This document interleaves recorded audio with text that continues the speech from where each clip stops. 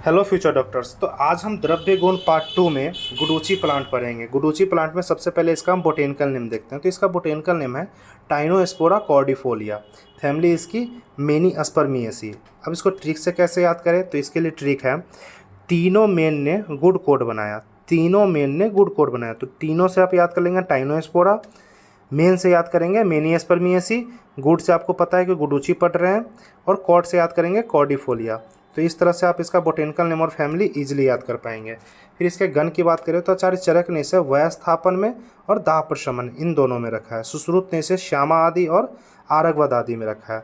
अब इसको ट्रिक से कैसे याद करें, तो श्याम ने गुडुचि को विदा किया, श्याम ने गुडुचि को विदा किया। तो श्याम से श्यामा आदि याद कर लेंगे, गुडुचि से आपको पता है गुडुचि पढ़ रहे हैं तो गुडुचि विदा में वयस्थापन और दाह प्रशमन इन दोनों को याद कर लेंगे। तो इस तरह से आप इसका गण याद कर लेंगे। फिर इसके पर्याय की बात करें तो पर्याय हैं इसके अमृता, सोमा, धीरा, व्यवस्था, मंडली और तंत्रिका, ये इसके पर्याय हैं। इसमें से 4 कम से कम आप याद करेंगे। फिर इसके बाद मॉर्फोलॉजी की बात करें तो मॉर्फोलॉजी में सबसे पहले ये बहुवर्षायु होता है। यह नीम आदि वृक्षों पर कुंडलाकार चढ़ती है, यह नीम आदि वृक्षों पर आपको कुंडलाकार चढ़ा हुआ आपको मिल जाएगा। फिर इसके शाखा की बात करें तो शाखा के अनेक मांसल सूत्रवत मूल निकलकर नीचे की ओर झूलते हैं। अब इसको समझेंगे।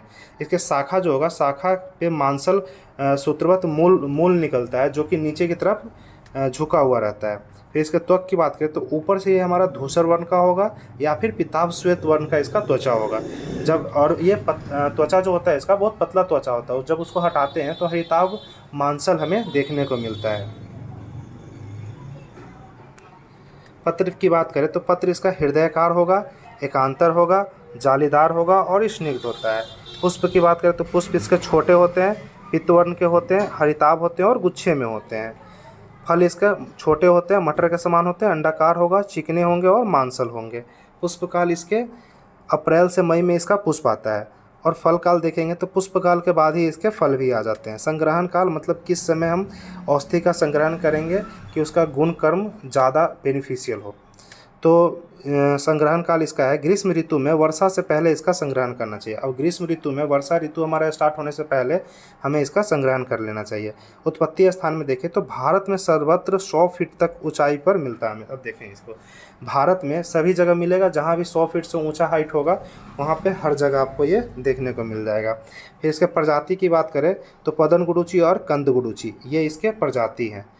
गुण कर्म की बात करें तो इसमें जो रस प्रेजेंट होंगे, हमारा 3 रस प्रेजेंट होता है, कटु, तिक्त और कषाय, ये तीनों रस पाए जाते हैं। गुण की बात करें तो गुरु होगा और स्निग्ध गुण का होगा। विपाक में ये हमारा मधुर होता है और वीर्य में हमारा ये उष्ण होता है। अब कर्म की बात करेंगे तो कर्म में हमारा सबसे पहले दोष कर्म देखेंगे। दोष कर्म में हमारा ये तीनों दोषों को शांत करता है। तीनों दोषों को कैसे शांत करता है उसको समझेंगे। तो वात का शमन हमारा कैसे करता है, स्निग्ध गुण और उष्ण वीर्य होने के कारण ये वात का शमन कर देगा। पित्त शामक कैसे होता है, तो तिक्त और कषाय रस से हमारा ये पित्त का शमन करता है। कफ शामक कैसे होता है, पित्त का शमन होगा तो कफ का भी शमन हो जाएगा। ऐसे धातु कर्म में देखो तो धातु का वर्धन करेगा ये और रसायन की तरह काम करता है। रसगत विष का शमन करती है। अब रसगत जो विष होगा, रस में जो भी विष पाया जाता है तो उसका ये शमन कर देता है गुडुचि। फिर उसके बाद जैसे हमारा विष होता है, विष का अटैक होता है रस, रक्त, मांस, मेद, अस्थि, मज्जा, इस तरह से होता है। तो सबसे पहले रस में जो विष होगा तो उसका शमन कर देगा ये गुडुचि। रंजक पित्त, पित्त में एक प्रकार होता है रंजक पित्त, तो उसमें ये कार्यकारी होता है हमारा। मधुर विपाक से, मधुर विपाक होने के कारण ये शुक्र का वर्धन करेगा। मधुर विपाक से हमारा शुक्र बढ़ता है तो ये शुक्र का वर्धन करेगा। अन्य कर्म में देखें तो अम्ल पित्त में, दाह में, संग्रहणी में, यकृत आदिकार में, कामला में, आमवात में, प्रमेह में, काश में और कुष्ठ में, इन रोगों में हमारा ये उपयोगी होता है। आमिक प्रयोग की बात करें तो रसायन के रूप में भी प्रयोग करते हैं।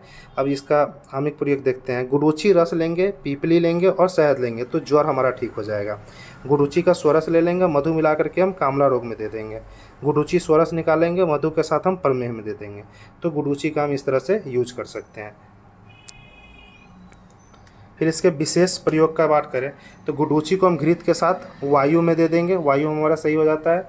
फिर उसके बाद गुडुचि को हम गुड़ के साथ विबंध में दे देंगे, गुडुचि को हम मिश्री के साथ पित्त में दे देंगे, गुडुचि को शहद के साथ कफ में दे देंगे, गुडुची को एरंड के साथ हम उग्र वात रक्त में दे देंगे और गुडुची को शुंठी के साथ हम आम वात में दे देंगे। प्रयोजांग की बात करें तो गुडुची का प्रयोजांग क्या है, कांड हम यूज में कर लेते हैं, पत्र कर लेते हैं और मूल कर लेते हैं, ज़्यादातर मूल यूज करते हैं। तो ये इसके प्रयोजांग हो गए हैं। मात्रा की बात करें तो चूर्ण हम लेंगे 1 से 3 ग्राम मात्रा में, सत्व लेंगे हम 1 से 2 ग्राम मात्रा में, क्वाथ लेंगे हम 50 से 100 ml मात्रा में। विशिष्ट योग की बात करें तो गुडुची सत्व, अमृतारिष्ट, संजीवनी बटी, ये इसके विशिष्ट योग है। केमिकल कंपोजिशन में बात करें डिटेरपिन्स, एल्कलाइड्स और टाइनोस्पोरॉल, ये हमारा केमिकल कंपोजिशन है। अब गुडुची का प्लांट देखेंगे कैसा होता है। तो आप देख सकते हैं इस तरह का गुडुची का प्लांट है, ये इसका यूज में लेते हैं।